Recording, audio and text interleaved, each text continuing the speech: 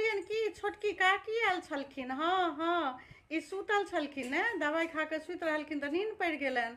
तऽ हम तऽ उठबै लए जाइ छलियै, काकिए कहलखिन जे रहऽ दियौ, सुति रहल छथिन। तऽ सब गोटे ने, बड़की काकी छोटकी काकी सब गोटे बाबाधाम जाइ छथिन। हाँ हाँ, अपन एक गाँव से एकटा गाड़ी जाइ छै। सब बाबाधाम के मेला शिवरात्रि में बाबाधाम के मेला जाइ छथिन बाबा के जल चढ़बै लए।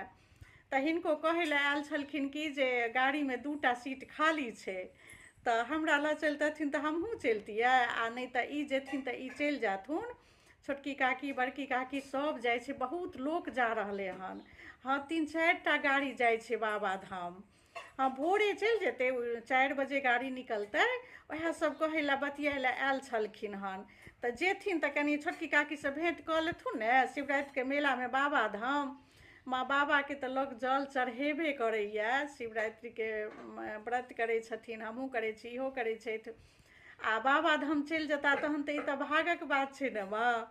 हाँ हाँ, सब जा रहल छै, भरि गाँवके लोक जा रहल छै। तऽ गाड़ी जाइ छै, ओहिमे 2टा सीट खाली छै। ओएह कहै लए आयल छलखिन, जेथिन तऽ कनि बतिया लेथुन ने, हमरो कनि लऽ जैतथिन तऽ हमहूँ सङ्गे चलि जैतियै।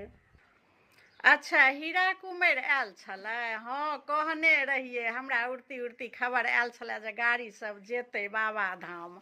हाँ, कहने रहिए जे कनिया ये चलब, ओकरा पता लागल हेतै। हाँ हाँ, जेबै कि, किया नहि जेबै। किया ने हमरा उठा देलहुँ, कोन हरदम अबै छै, कनि गपशप कऽ लितियै।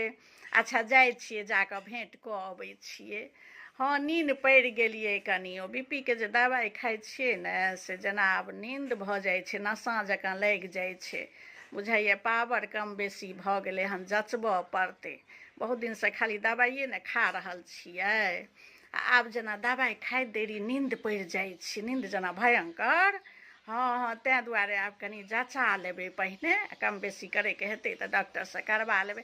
आ जेबै कि शिवरात्रिके मेलामे बाबाधाम, बाबाके जल चढ़बै लए गाड़ी सब जाइ छै, किया नहि जेबै भने कहै लए जाइ छै भेँट कऽ अबै लए हीरा कुमारके।